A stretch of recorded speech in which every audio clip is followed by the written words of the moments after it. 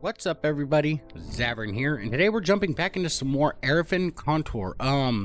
I got a tip from Harry Delary 6627 that we can zoom in and out on a map, and if we find little points of interest, like say right here, we can click on those and get parts of the story. Right, an ancient forest on the banks of the Sea of Hillsdraw. Its fertile soil provides a habitat there for a variety of living things. Legends say that this was Ivana's favorite place on Ara. That's cool, right? So let's go ahead and scroll around the map and see what we can find, because I really am enthralled with the amount of work that goes into this world, right? So, like, here's the gates of Nangrim. Once built by the first of the stone beers, and the great gates are protecting the heart of Nangrim for centuries against foreign intruders. Nangrim, home of the Stonebeards. Nangrim is the capital of the kingdom of Stonebeards. Its large halls were carved into the Nimbur mountains chains long before the great winter set upon the lands. Unlike the dwarven cultures in the very north, the Stonebeards also claimed the earth around their mountains for their farming industry. Then we come up over here. We got Beldurim. Former house of the snow giants, Beldurim is an old and mysterious place located between a windy Terios Grawl and west of the massive sword chain in the east. Ancient scrolls say that Beldurim is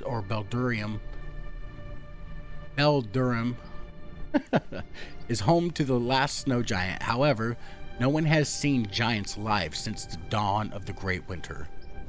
I guess there's some other stuff too. So, like, if you join their Discord, there's ways to unlock other things, I guess. So I'm going to be looking into that. I'm on their Discord, but I'm connected to so many different Discords and making so many videos a day that I just don't have time to farm little things. You know what I mean? Some stuff I'm going to in my free time. I just got to figure out a way to make free time. Hyzrim. The elves have always longed for these mines. An abandoned mining town in the mountains of Hindran,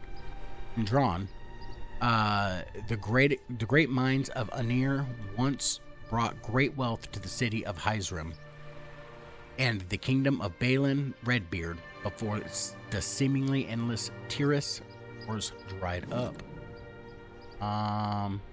So yeah, that's pretty cool. So let's see where we're gonna go from here. Read some about that stuff. I wonder if any more of this map unlocks. It looks like it does. It looks like it's kind of hovering over, right? Let's see. Let's go look at the Utersgard. We'll find out about these orcs. They kind of just wander around and destroy stuff, I guess. Fire orcs. Asgrashnin. Iron and blood. On the eastern slope of the Asgore volcano live the Dorn Kum Baal. I'm assuming that's Baal. It might be Baal. The Iron Children of Baal, which usually it's Baal, right? These Uturian people claim the mines of Toshgor and the great forges of Asgrashin. Its builders are the sons of Baal and the Iron, and founding father of the first village close to Asgore. The people of Dorkum Baal used the volcano's heat to cast iron and forge weapons of any kind. Nearly every piece of metal in Utersgard has its original or origin there. In addition, the people keep large heads of Tandri, big black oxen used for meat production as work animals in the mines and forges. That sounds really dope. Fire Cove, okay. Yeah, there's no rotating the map. I thought there was for some reason. Alright, anything on this little black ridge? Nope, nothing. The Gulf of Gildor. What about Kirill Areth?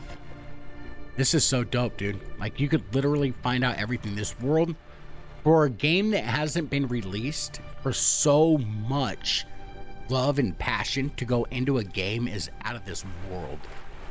For a game that's not a full release yet, to have this much lore and this much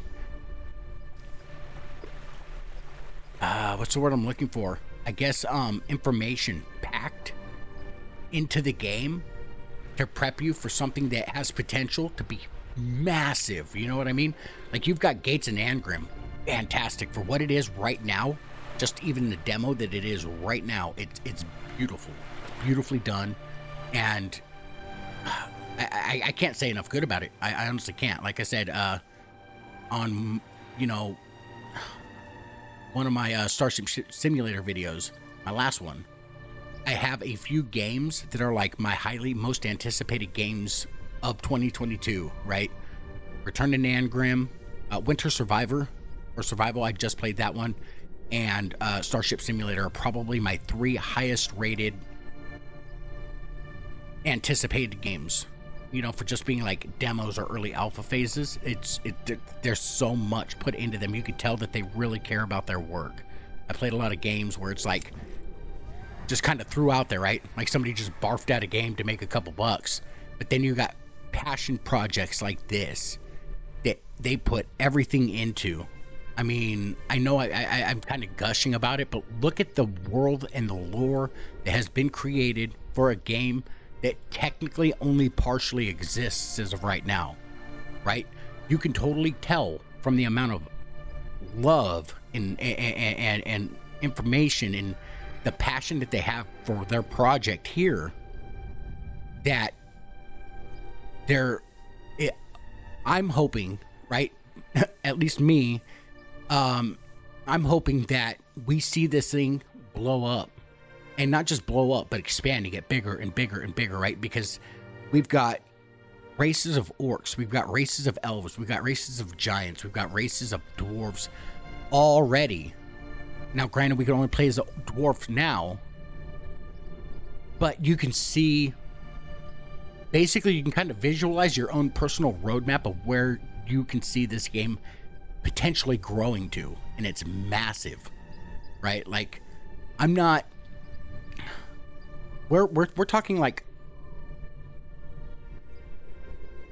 I know I'll probably get hate for this, right? But we're talking like almost Tolkien levels of growth for this game, because the amount of backstory and lore that's already there, just imagine where it can grow from here right now, November 28th, 2022, right?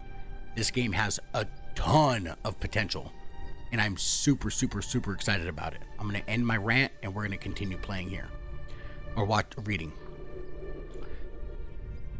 Yaldurheim, land of ice and snow. We come from the land of the ice and snow, with the midnight suns and the hot springs glow. Oh no, I don't worry about that, because I don't think I'm close enough for it to pick up. If it does, I'll re-edit and cut that out. Anyways, it's not like I'm a good singer. I'm not a professional singer, and there's a reason for it. Y'all, oh, those sound effects, dude. Yaldurheim, land of ice and snow. The king of Eshgard traditionally see themselves, or the kings of Eshgard traditionally see themselves as protectors of the north and its Yaldurheim, and its people. Yaldurheim is the capital of Eshgard. Has around 100,000 inhabitants, most of whom are artisans, merchants, or farmers. The Eshgardians are also gifted horse breeders. The royal stables of the capital of the Eshgard hold the strongest and most fearless horses in all of the lands of Arafinn. Therefore, it is not surprising that the armies of Eshgard have the most significant mounted forces all over the land.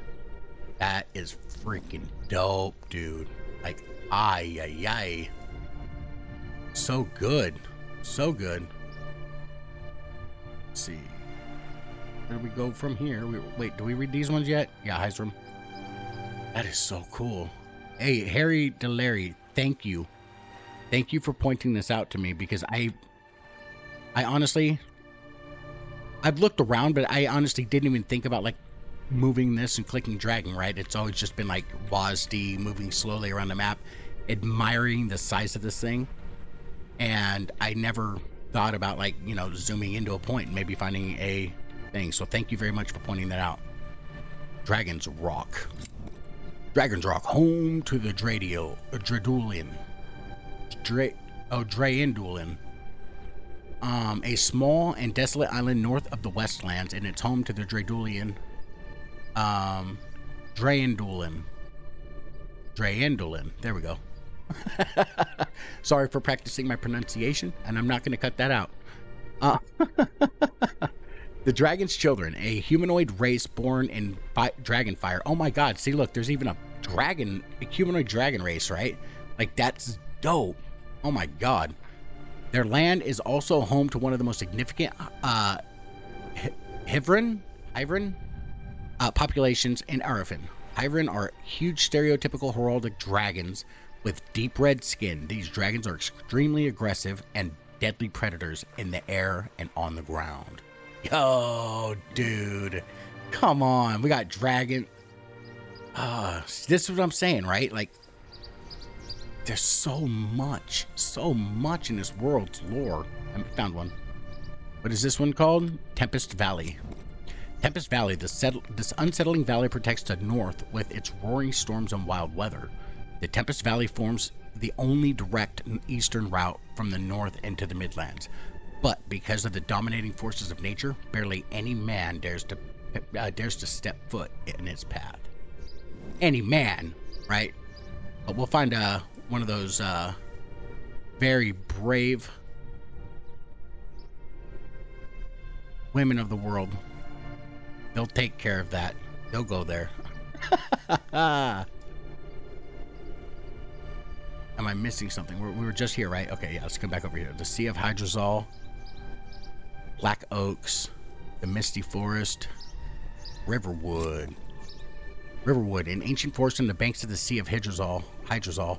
Its fertile soil provides a habitat for a variety of living things. Legend says that this was Ivan's favorite place on Ara. The Iron Mountains.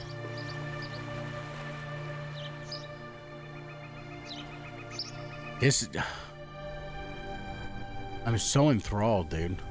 Look at the way the words move around while you're scrolling through the map. It looks really cool. What is this? Mithradol. What the hell did I click on? Oh, I must have clicked the city name. Okay, there's a placeholder there, so there's probably going to be some more lore coming up on that one. As well as probably most of these will have some lore built into them. Is that one right there that I missed? No. Let's see. Anything else around here? I just wanted to check all this out. So there's probably a placeholder here. So if I click it, it's there, but there's no lore or anything yet. God, it's just ever expanding. It's ever expanding. If you're into like Tolkien-esque lore and stuff like that, oh my god, give this game a go, dude. Like, I've got a video of the gameplay, and I try to get around to playing it in my free time. I really do. I've been to the Forge quite a few times, just messing around, seeing what kind of recipes I can come up with. Most of the time I end up with lumps of nothing. And then old dwarfy boy says basically something along the lines of Rangor. The Sea of Rangor. He says maybe I could smelt that down and get some materials out of it, because I always make lumps of junk. But you can see, look at right here. See how the map looks like it's hovering overboard? I'm wondering if that's gonna, like, almost like clouds, right? That's really dope looking. But I'm wondering if maybe we'll see more like islands pop up. You can see, like, if you look all the way up here, you can see like sunken parts of the land underneath of the water, which is super cool. Most people don't take that much detail or take that much consideration to the detail of the game to give it like an ocean floor, right? Oh my gosh. Okay, I'm gonna stop gushing about this. But yeah, so we've kind of gone through the entire map so far. I think might have missed something over here. That's Tempest Valley. There's nothing on this island yet. I think we've gone through the entire thing. I don't think we've missed anything. So that's literally all the available lore I have right now. And I guess I'm going to go, farm some things. I don't know. Figure out a way to farm what I need to do to unlock some more stuff. Snow Heights. Wait, we didn't read these ones. There's Nangrim. Did I read this one? Snow Heights, the easternmost village of the Stonebeards. Only the strongest dwarves can resist the shivering north winds that habitually overcome this little place. That's dope, dude. Oh my god. I gotta leave here. I'll get lost. I'll get lost in here just gazing over the map. So when I played tabletop role-playing games, one of my favorite things as a GM was honestly having the ability of drawing maps and creating my own world. Whether it was doing like space style maps for Starfinder and Traveler, to doing like high fantasy maps with like Pathfinder, D&D, games like that,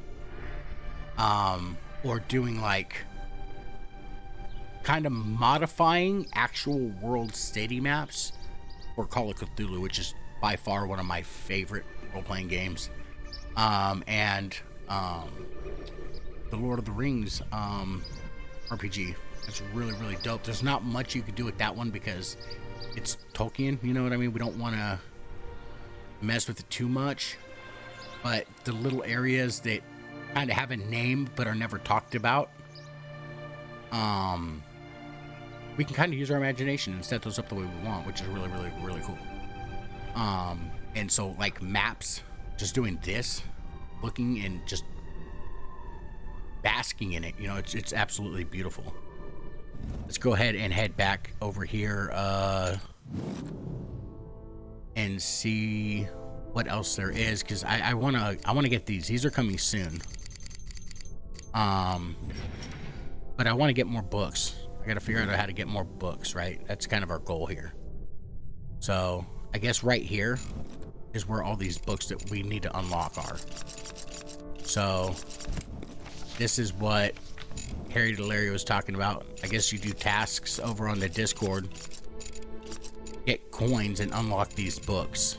So we're going to go ahead and grind some of that a little bit later. But I think this is where we're going to go ahead and end this video. Thank you guys for stopping by. Thank you for listening to me ramble. Thank you for liking, subscribing, and ringing the bell. Leave me a comment below. Let me know what you think of Arafinn. I think it's just... It's too much to describe. It's almost too much to describe. And with my... I'm totally elated with the... just the thought of what a great game this can become. You can already see, like I said, if you go to get the demo for Return to Nangrim on Steam, you'll see what I'm talking about. This is not sponsored. This is not nothing. Like, there's no sponsorship. I'm not being paid to say any of this. This is my true feelings about the game. I really, really, really, really have high admiration for what they've created so far, and I really want to see what this becomes. So go grab the demo, go wishlist it, leave me a comment, let me know what you think of the game. Let me know if you know about anything else, any hidden secrets that I should figure out. And yeah, as always, you guys have yourselves a great day.